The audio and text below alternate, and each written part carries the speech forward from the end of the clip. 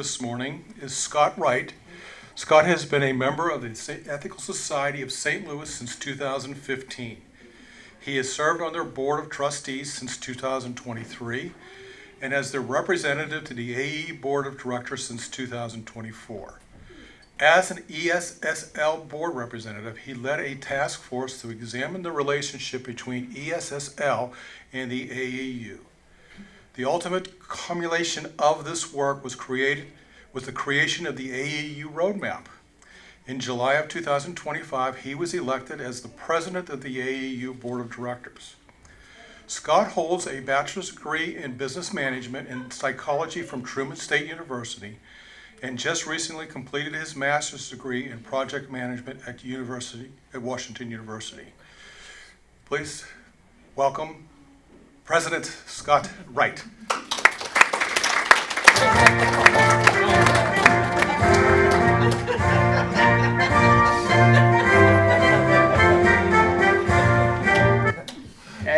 At ease. All right, thank you all for the invite to be here. Let's get the slideshow set up. Does this clicker move it back? Yeah, there we go. All right.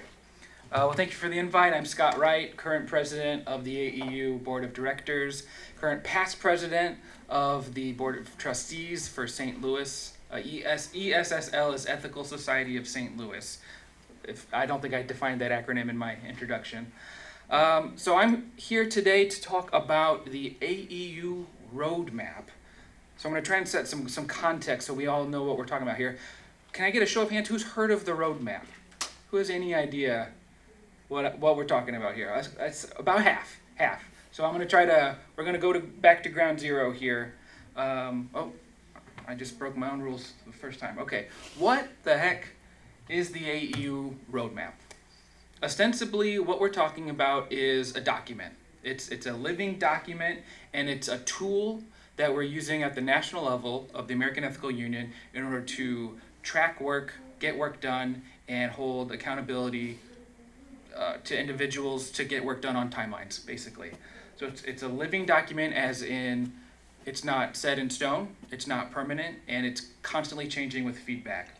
It's also a process. It's a collaborative process between, we have a committee designed to administer this document, the Roadmap Special Committee, but ultimately is owned by the AEU Board of Directors. So the American Ethical Union, national level of all ethical societies, their Board of Directors ostensibly owns this document, and project plan is ostensibly what it is. What isn't it? It's not authoritative, restrictive, and exhaustive. What I mean by that is, it's not legally binding. It's ambitious. It says it's a goal of what we want to do, what we want to get done. But if those things aren't getting done, then we update. We say, why isn't it getting done? And we update the tool to be self-referential and self-improving over time. So it's not like, you didn't do the task and so you failed and you're kicked. I don't know what people think, but it's not authoritative or restrictive. And by exhaustive, I mean it doesn't describe all of the work that needs to be done. It describes some minimal goals, tasks, and deliverables that we want to complete, but other stuff can still happen. It doesn't define the totality of all the work we can do.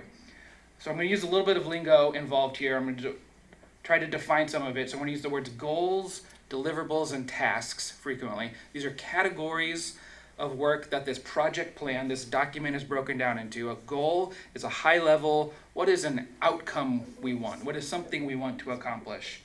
In order to help define those, we've broken them down into deliverables, which is what is something that can be produced? What's something that we can have acceptance criteria for, which meaning we know definitively when it is complete or not complete, and we can assign a timeline to say that it has been completed.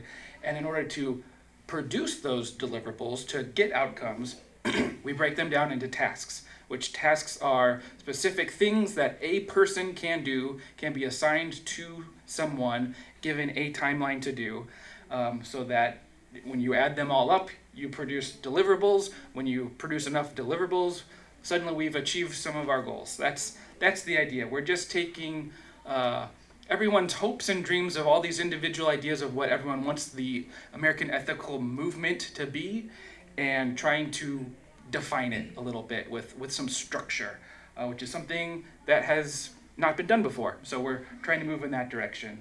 And then phases is another term we'll be using occasionally, which is just a breakdown of time. So I'm about to go and look at what are all the goals we want to accomplish, and there's a lot of them. I think there's about 20 high-level goals. And so I presented this project plan, this document, to the AEU Board of Directors last February originally. And some of the feedback was, this is way too much, this is way too ambitious, we can't do all this, you're out of your mind, take a step back. But one way to help chunk it out and make it less intimidating is breaking it out into phases, which are 6-month increments. So we're not saying we're doing all of these 20 things right now, all at the same time. We'll say, what can we do in the next 6 months? Let's do some of these. Once those get accomplished, what can we do in the following 6 months, and what can we do? So we broke it out and time chunked it into phase 1, phase 2, and phase 3, which were sort of anchored on our National Assembly, which occurs every July. So phase 1 was last February to last July. So phase 1 is complete. We're currently in phase 2, which is this July to next February coming up. And then the final phase 3 runs February 26th up to the Assembly in July. And the reason why it's important to anchor on the Assembly is because if we want to change anything as far as governance or bylaws or very high level, how we structure the board, how we pay apportionment, those kinds of decisions have to be made by the collective assembly, which only meets once a year, every July. Okay, so there's a lot of context to try to give you an idea of what it is that I'm talking about when I'm talking about the roadmap. Oh, here we go. I'm going to rewind and talk a little bit about the narrative. Now that you know what it is that I'm talking about, I want to talk a little bit about how did we get here, and why are we in a circumstance where I'm standing here giving you a presentation about a project plan, which seems a little weird, maybe to some people. But ultimately, it goes back to my history that Bill mentioned on the St. Louis Task Force, which was designed to explore our relationship to the AEU. This was kicked off as an initiative because, frankly, the AEU was not meeting some of the dire and immediate needs of St. Louis as a congregation. The primary instigating factor was that we had leaders retire. We had a 2-leader model. We had 2 ethical society clergy paid full-time leaders at our St. Louis congregation.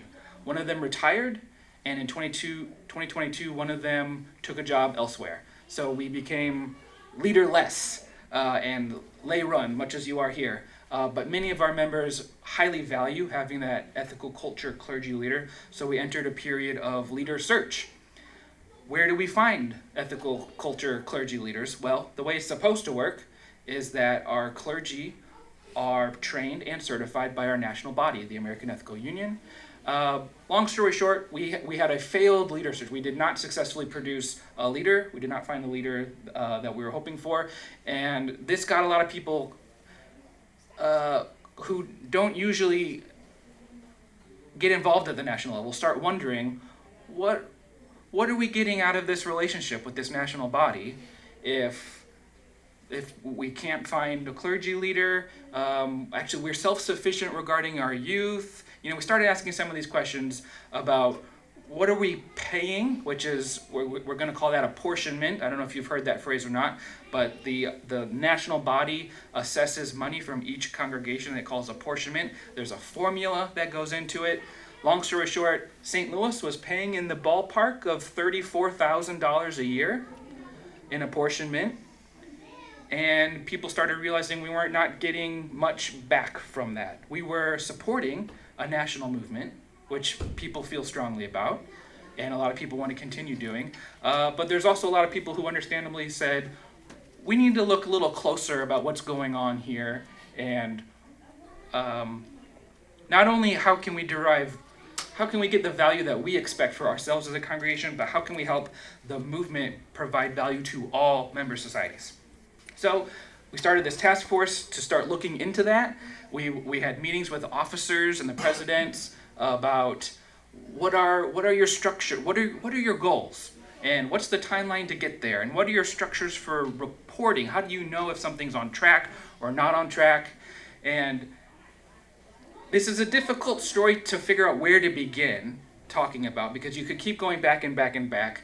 And my own personal involvement only started in about 2023, so I'm kind of jumping in the middle of a larger narrative. But long story short, the AEU, the national level had experienced significant knowledge loss with the unexpected death of a full-time employee at the national level who was basically administrator, and then retirement of the executive director. And these both happened within about a year, definitely within 2 years, but within a year. So there's this kind of earth-shaking loss of knowledge and progress in just administrative things that were happening. And so a lot of things had to get coupled together. And the more we started to look closely in our task force, we kind of realized a lot of these structures, administrative processes that had been in place, had been owned by these two people, just kind of got lost. They were never handed off because we weren't planning for this transition. And when we would ask about what's the mechanism for committees to report back on their work, and just some simple kind of questions like that, the answers we got at the time were, well, those processes don't exist right now. And that's it. So the St. Louis Task Force, suffice to say, was not exactly pleased with some of the things that we found out during the course of our work. And we authored a report. And the report said, this is what we found. This is what we would like to see. And what we put on our report as far as what we would like to see is, we would like to see goals. What are the goals we're working towards? And we would like to see timelines of when do you think we can achieve these goals. Like minimum, we just want a plan. You don't have to do the things. I mean, we want things to be done, but at minimum, we would like there to be a plan in order to be confident that we're all moving in the same direction. And the more we looked, like we could not identify a plan. And we also could not identify any person who would create a plan or who felt ownership over a plan. And so that really started to get us worried, which so ultimately led into, okay, if something's gonna happen, we just need to do it.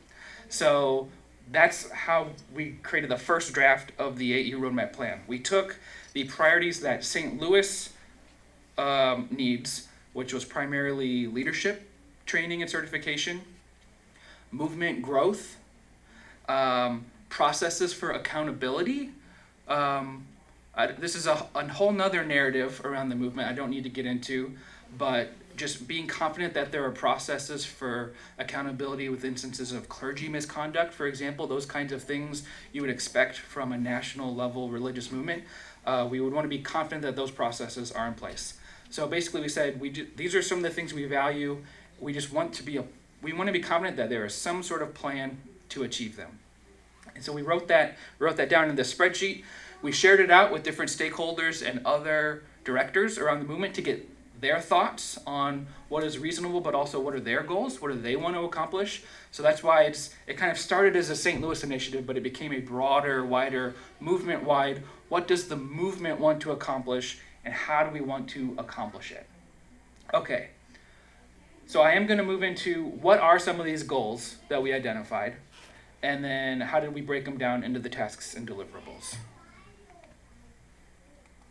So if you could click that link or go to that tab with the actual roadmap, and I'm going to ask that you go to the orientation tab to the left on the bottom.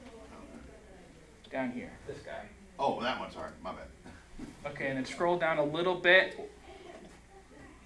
We're going to look here at goal categories. Okay, goal categories. So these are some of the goals, high-level things that we want to accomplish, or a category of things that we broke it down into. Functional governance. We want the board to be operating functionally and efficiently. We want to be able to get things done. Operations. We want to support staff We had multiple staff. We had an executive director, we had an office manager, we had youth education staff, we had some communication staff. After this big shift where we lost people unexpectedly, we went back to minimum. We kind of shut down a lot of operations to reimagine what it would look like. We're down to one full-time staff member, and a lot of our committees kind of paused work at that time. So whenever I talk about operations, we're talking about restaffing and resupporting staff so that we can become more functional again. Accountability, I mentioned from the St. Louis side, we really value clergy accountability, but also director and staff accountability, just knowing we have processes in place where if things go wrong, we know how to handle it. Ethical action, this is service projects, national-wide service projects, but also having a national voice on ethical issues. There's a committee, the Ethical Action Committee, that has been commissioned and charged with some of that work.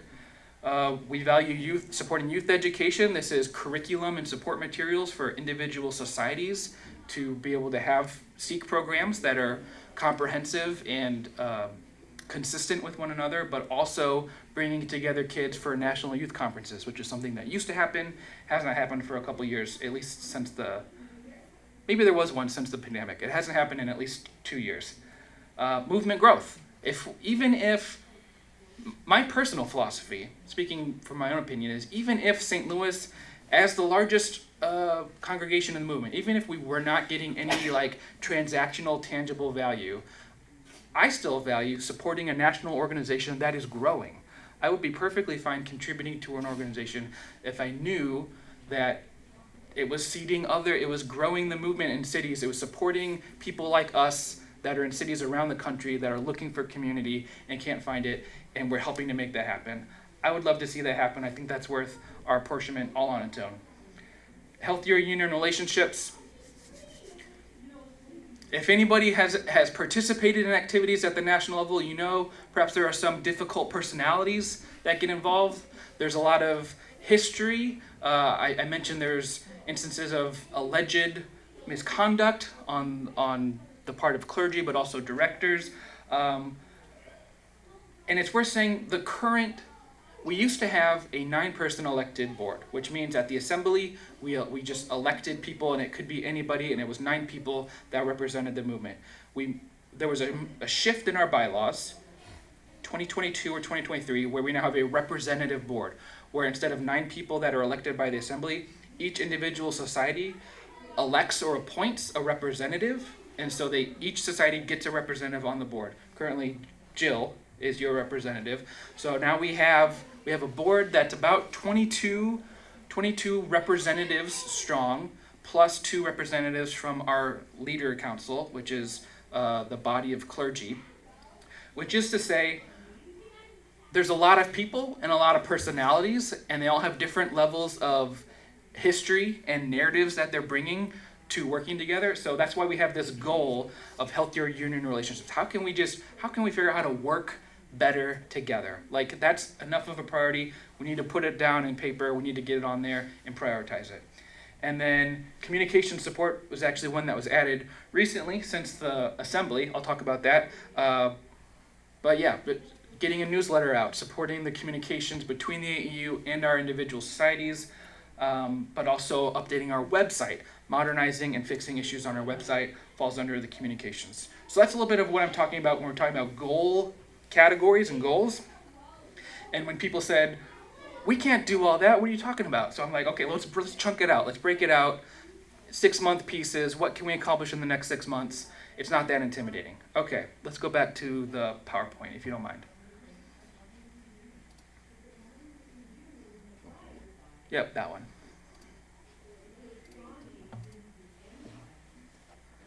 Okay. We've just reviewed the goals, and so how are we getting there? I don't know that I need to go exactly into the deliverables and tasks, but we may if we have time.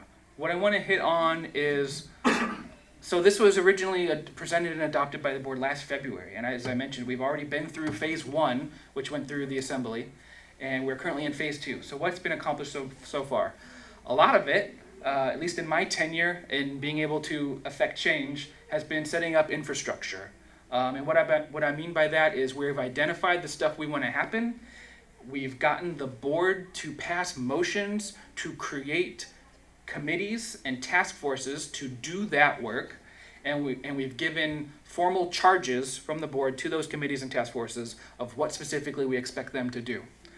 So some committees that have either been created newly or revived that were defunct is a governance committee. So one thing, again, that the St. Louis Task Force discovered that we were not happy about was our bylaws were a mess. Some of them conflicted internally with each other. Some of them may not be consistent with New York law, which the National Ethical Movement is incorporated as a nonprofit in New York. So that was a high priority of like, we need to make sure that our bylaws are consistent and legal. So one of the very first things that we did was we reconvened a governance committee, and they have, for the past months, been meeting regularly to review our bylaws holistically. First for internal consistency, which has been completed, and next is what are actual governance best practices? How do we want to change our bylaws so that we're functioning more effectively? Apportionment redesign task force.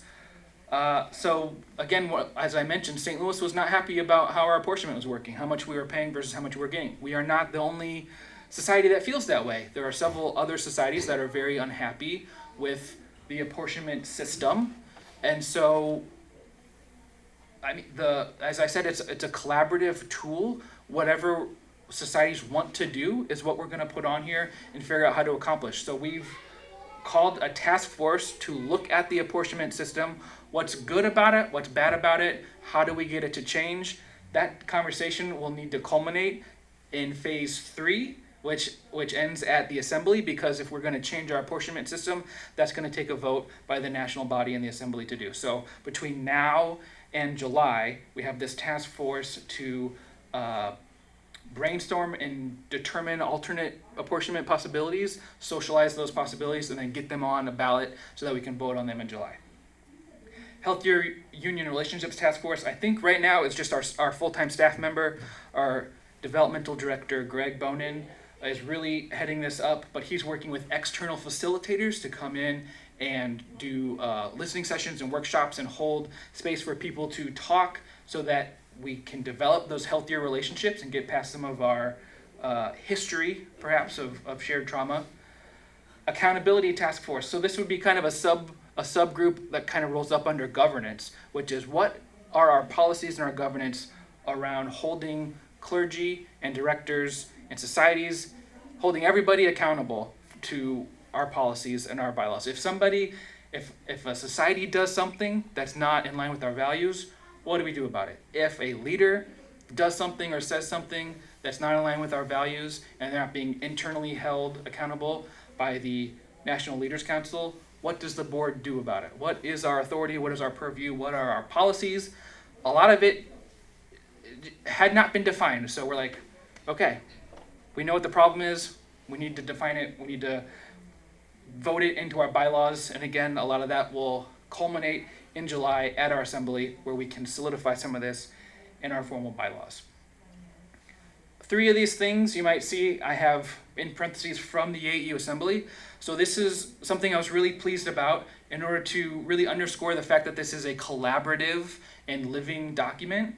At the last assembly in July, I ran a roadmap workshop, very similar to this presentation I'm giving now, but we went out into breakout groups. We had all of the directors and delegates that were present break out into small groups to talk about what goals they want to see. If they imagine a healthy, successful movement of the future, what does that look like, and what's missing from our current picture and that picture? And then we came back to talk about what's missing from the roadmap. What are some goals that you value that we can put on there? 3 things came out of that. One was communication support, so that led to the creation of the communications committee to help support communications and get our website modernized. Speaking with a national voice was one of the other things that came up as a high priority for delegates. So we charged the Ethical Action Committee, after we received that feedback from the Assembly, to give them the authority to come up with position statements on ethical issues for the consideration of the board. So they are now engaged in the work of identifying and drafting those statements to then propose to our board so that we can make position statements on behalf of the movement. Something that hasn't happened for quite a while.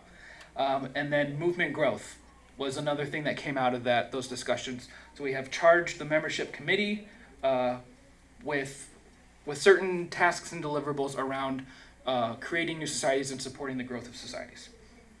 Okay, so we've created some task forces, accountability, communications, and then some task forces or committees that existed, we gave them clarified charges so they know exactly what we expect them to be working on and doing.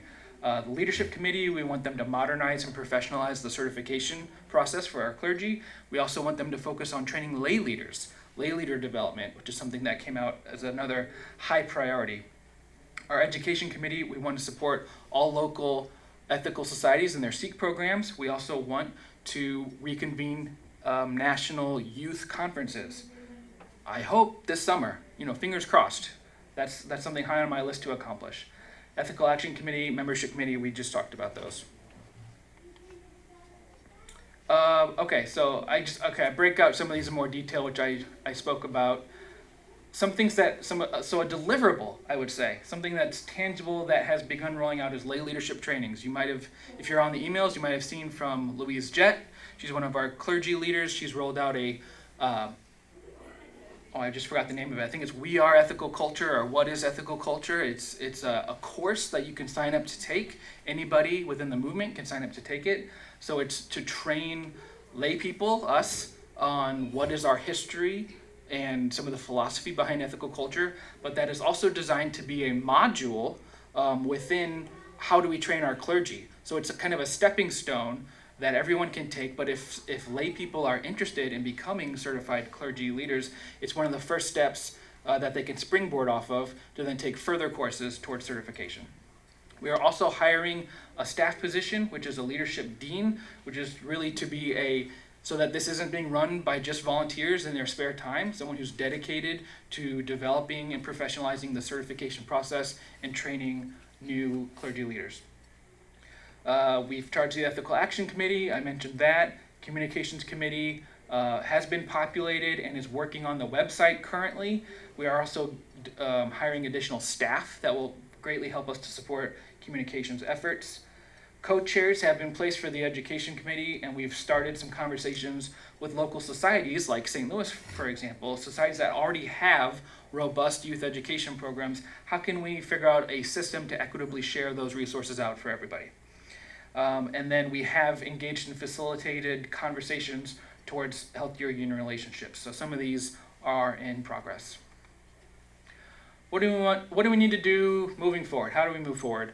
The biggest barrier currently is still fully making sure all task forces and committees have a chair and that they are populated with volunteers that are competent and enthusiastic and have the time to do the work. So right now, staff, one of the highest priorities I've given to Greg is developing a volunteer resources page on our website and a live interest form so that I can point people there and say, if you'd like to help out, go here, fill out this form. Who are you? What are some of your skills? What are you interested in? And then we can start matching people. We can start filling up some of these committees. We can start inviting people to be chairs to help get the work done. In the meantime, that has not been published yet. I would encourage people to email the officers cohort, so officers@aeu.org.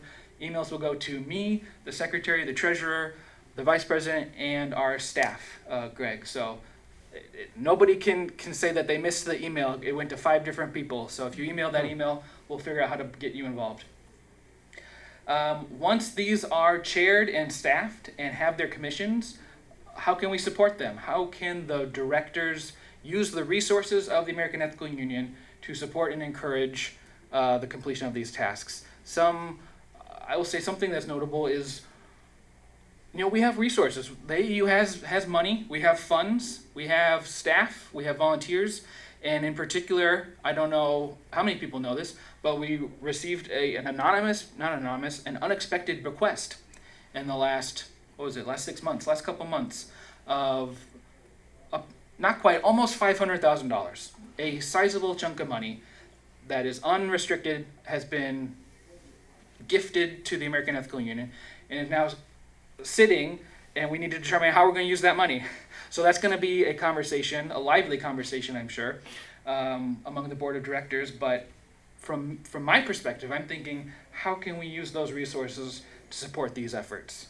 So things like that. And then continual feedback. So again, this is collaborative. It's an ongoing discussion. And honestly, I think that's what I'd like to ask some of you, depending on how much time we have, is what are the goals and what are your goals? What are the deliverables you would like to see happen to support your society, to support the movement overall? And if they're not on this plan, if they're not reflected, how can we get them up there and how can we make it happen? So that's the roadmap. It's a project plan. It's a document. It's our best effort to try to get our movement back on track, back productive, back growing and healthy. And I'd love your support in making it happen. I think that's all I've got, and I'm definitely open to questions. Come on. You mentioned growth being a very important factor. What are you specifically doing to communicate and promote growth and support these societies that are either wanting to create new ones and existing ones? So sorry, more the wrong question. Yeah. I mean, not a lot currently. There are some previous resources. Our clergy leader, Louise Jett, who I've talked to, has developed what she calls Society in a Box, which is a package of resources that we could give to upcoming groups to help figure out how to get started. Ultimately, I think what we need to happen is we have on our resources page, we have all the resources out there in public for how to get new societies started. I will say we have people interested already. We get emails occasionally from people that are starting. We have a nascent group in Atlanta that's trying to get started. We have actually a recent group in Fort Wayne, Indiana just started, and they met in the last month. They had 15 people. They had a speaker. They had music. So that's movement growth right there. And I didn't have it in my presentation because we can't take credit for that. That happened organically. So what I'm trying to figure out is how people are out there. People want this to happen. How can we support it? I guess really the literal answer is I really need to grow staff capacity so that we have a full-time accountable person to pay attention and to support these efforts. And to that end, we're currently hiring for a program and services associate. Well, I say currently hiring. We have developed a job description, and the job description needs to be approved at the next board meeting so that we can post it and hire to expand staff capacity to support these messages and all these people that want to get started. So I cannot say how important I think it is that we talk about the youth program. Mm-hmm. When Yes went away, that was Yeah. a travesty.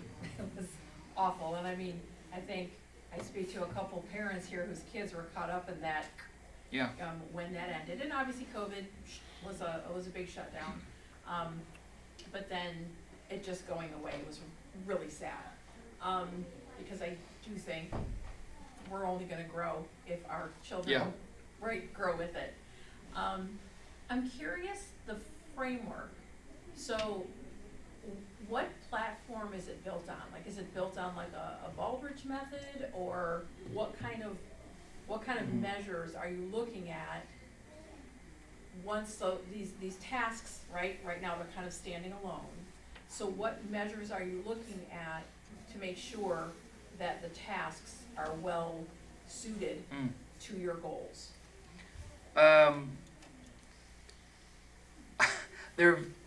I'd say they're very minimalistic right now. Like when I talk about tasks for youth education, the tasks on the roadmap plan currently are compile existing resources into a curriculum library that we can make available to all societies.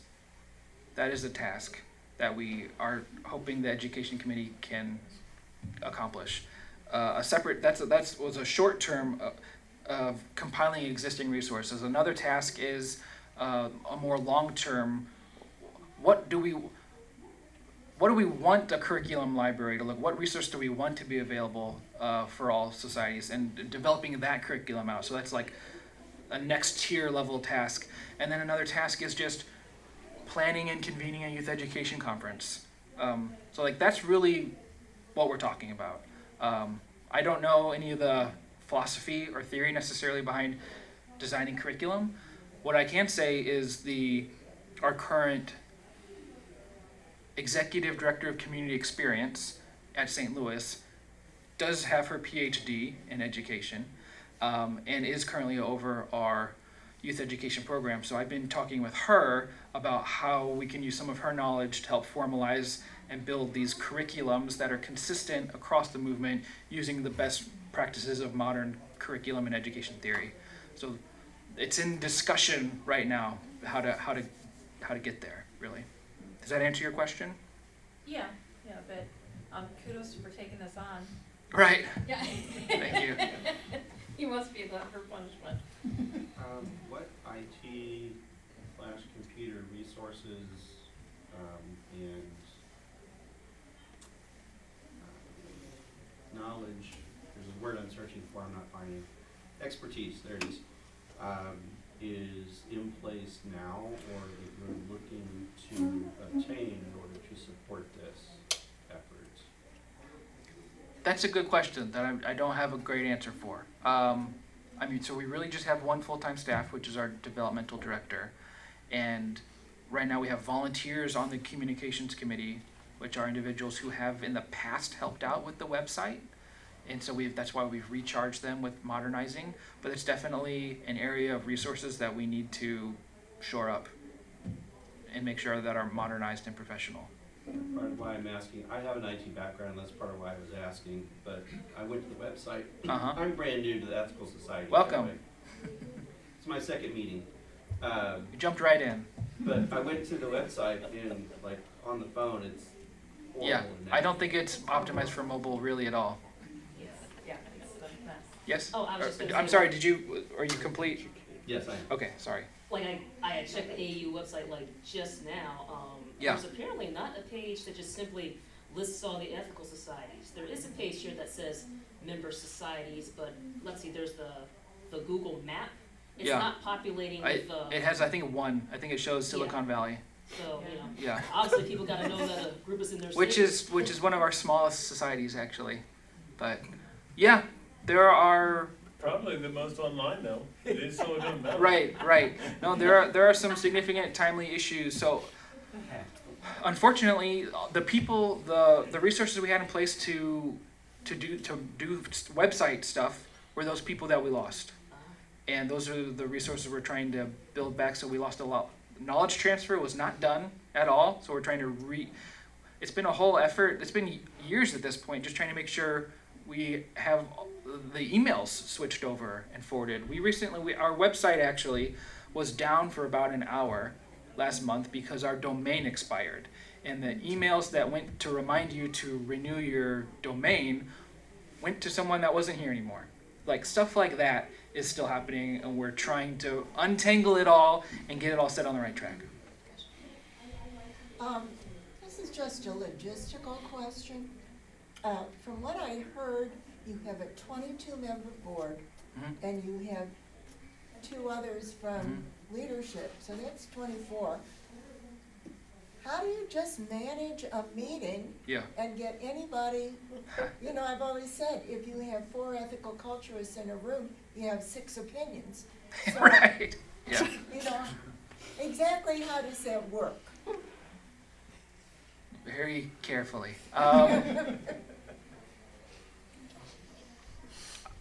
I got Jill, would you like to? Yes, I want to say that you have been doing a phenomenal job just since you took over the presidency in July, because somehow I joined the board last February and it was crazy. But these last few meetings that you've overseen have been orderly, people have been civil to each other. Scott keeps to the agenda, he gets through it in a timely manner. We go through item by item. People say their piece calmly. I don't know what it is, if it's just your aura or what, but it has been so much better. I agree with you. It's like Thank you, Andy. 26 people, are you kidding me? Yeah. Really? Yeah, I learned some best practices from serving on the St. Louis board. So I was the president of the St. Louis board, responsible for setting those agendas and chairing those meetings. And I've definitely taken some lessons learned over there. Part of it is having a well-defined agenda that's published ahead of time, sticking to it, getting consent from everybody that this is what our agenda is at the beginning of every meeting. And then I've had to gently remind people and enforce that I am the chair of the meeting, and if you would like to speak, please raise your hand and I will call on you. Thank you for your feedback. Those kinds of things where previously, particularly when you're on a Zoom meeting, it's very difficult to prevent people from just, saying, it's either let everyone say whatever they want when they want, or shut it down and mute everybody, which that also doesn't feel great when you're trying to have a collaborative conversation. So it has been delicate, and I think we are moving in the right direction. But thank you for your question. That's, like, hopefully we grow, Yeah. right, and this, it's on your roadmap. That's gonna have to be rethought, because Yes. hopefully we have, in 2 years, there's 50 societies. Yes. Wouldn't that be lovely? But it's not a sustainable model. Yeah, you can't have a board meeting. I want an ethical society in every state. Yeah. You Right. can't have a board meeting with 51 board members. So I personally am viewing our current board structure as temporary, I can't think of the right word, an interim board structure. I would like to get back to something, but people do really value the representative model. So something that exists in our narrative as a movement is some distrust between directors and officers, between directors and staff. People don't know what's going on. People make emergency decisions that not everyone agreed with. So we're in this period where people still feel distrustful. And so they really value having personal representation on the board. So I'm trying to work us through, that's part of the healthier union relationships goal, so that we are a more trusting community movement-wide. But I also want to maintain some of that representative model. So this has to be worked out on our board governance task force and then proposed. But a possibility is a regional model where there's like a Northeast region and a Mid-Atlantic region and a West Midwest region, and then each region elects or appoints a board representative. So that way we maintain representation to some extent, but have a smaller board footprint. Things like that are conversations I'm trying to move towards. Right. Raise your hand again. One more thought that I had as you were talking. So these initiatives that are coming in front of the voters at the next convention. Assembly, yeah. Assembly, thank you. When will those be made available for societies? Like, I would love to bring Great question. any votes that are happening to the society and talk it through with our society so that their voice can be represented more unilaterally at the convention. Yeah, I'm forgetting exactly what defines it by policy. Okay. I want to say 2 months in advance, so we're talking about May. Something significant here, last year we had our first ever, at least to my knowledge, in-person board meeting. We got all 22 people in a room at a hotel in New Jersey, and we talked about some of our goals and how we work with each other and hashing through some of our issues. And I hope to have that, I hope to make that an annual thing, and particularly with it being in April, it's really our chance to finalize what motions do we want to be present at the assembly in July, and get those formalized with the group in person, hash out what we need to hash out, so then it can be communicated in May, so that boards have opportunities to talk about it whenever their board meeting is between May and June, and then July is whenever we're going to vote on it. So, yeah. I think I'm running out of time. Yeah, as real short, I've been a member of the society for 15 plus years, and been on the board and everything else like that, and I gotta say, what you presented today is the best I have seen from the AEU in a long time. I'm very excited seeing what you had to present and everything else like that. I'm looking forward to it. I know it's like eating an elephant, it's just one bite at a time. But I think you're doing a great job, and what I think you presented today was fantastic, so I'm excited. Thank you. All right, that's the last question. Thank you all.